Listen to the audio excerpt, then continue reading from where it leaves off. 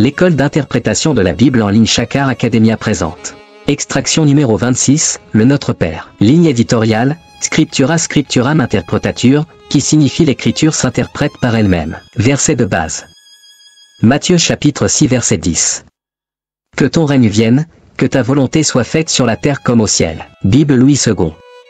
Dans la prière enseignée par Jésus, chaque phrase porte un sens profond, et nous avons déjà exploré plusieurs d'entre elles. Cette prière débute par les mots « Notre Père », des mots lourds de sens. Lorsque nous disons « Notre », cela signifie que nous parlons en union avec Jésus, car ce « Notre » nous inclut tous les deux, Jésus et moi. Chaque fois que tu dis « Notre Père », tu reconnais que le Père de Jésus, Dieu lui-même, est aussi ton Père. Par conséquent, Jésus devient ton grand frère, ce qui établit une relation familiale intime avec le divin. Ensuite, en prononçant « Qui est aux cieux », nous sommes invités à prendre conscience de notre véritable identité. Nous ne sommes pas de ce monde terrestre, notre véritable foyer est céleste. Dire « Que ton nom soit sanctifié » nous rappelle que Dieu mérite toute notre adoration, car il est au-dessus de tout et mérite d'être honoré et glorifié. Pour une meilleure compréhension de ces concepts, nous t'encourageons à lire les numéros précédents où ces sujets sont traités en détail. Dans un régime démocratique, c'est le peuple qui détient le pouvoir et la parole. Mais dans le royaume, c'est le roi qui a le dernier mot. La prière continue avec « Que ton règne vienne », mais que signifie réellement cette phrase? Extraction no 26, commençons. Cette étape de la prière nous pousse avant tout à nous interroger, est-ce que Dieu occupe réellement la première place dans notre vie? Après avoir reconnu la grandeur de Dieu et l'avoir adoré, il est crucial que cette grandeur se voie dans notre existence quotidienne. Dieu doit être le seul maître de notre vie. Mais comment savoir si Dieu est véritablement en première place? Si,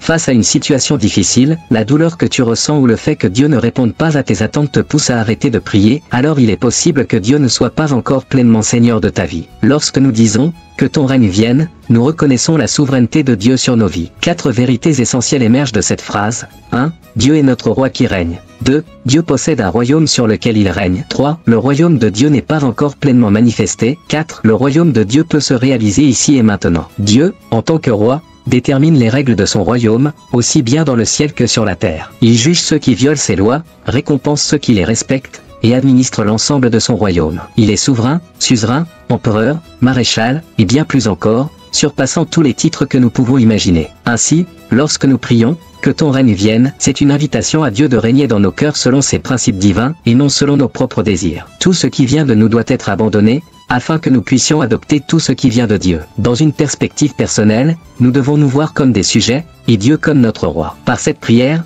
nous demandons aussi que l'Évangile atteigne ceux qui n'appartiennent pas encore à Christ. C'est une prière pour le salut des âmes. À ce stade de la prière, pensons à nos proches et amis qui ne connaissent pas encore le Seigneur, et invoquons le règne de Dieu dans leur vie. Prenons le temps, selon que l'Esprit de Dieu nous le révèle, de nommer chacun d'eux individuellement. Sur un plan collectif, nous pouvons également prier pour les pays, les villes, et les quartiers où des églises doivent être implantées. Prions pour les missionnaires sur le terrain, pour ceux qui parcourent le monde pour annoncer la bonne nouvelle. Prenons le temps de citer nom par nom, selon nos connaissances ou selon les révélations que nous recevons. Quand nous prions, que ton règne vienne, nous demandons à ce que quelque chose qui n'est pas encore manifesté devienne réalité. Nous implorons que le règne de Dieu se révèle à travers notre vie. Si nous faisons face à des pressions au travail, à des moments de misère, ou si nous manquons d'argent, de temps, ou d'énergie pour affronter une journée de plus, nous pouvons appeler le règne de Dieu sur cette situation. Si nous traversons des moments de frustration et de découragement, que ce soit un commerce en difficulté, un conjoint menaçant de divorcer, ou des enfants devenant de plus en plus rebelles,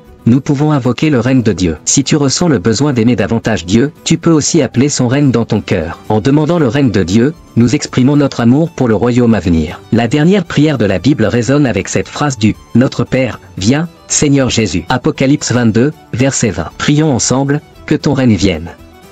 Quels sont les domaines de ta vie personnelle où tu désires voir Dieu régner? Où veux-tu voir le règne de Dieu se manifester?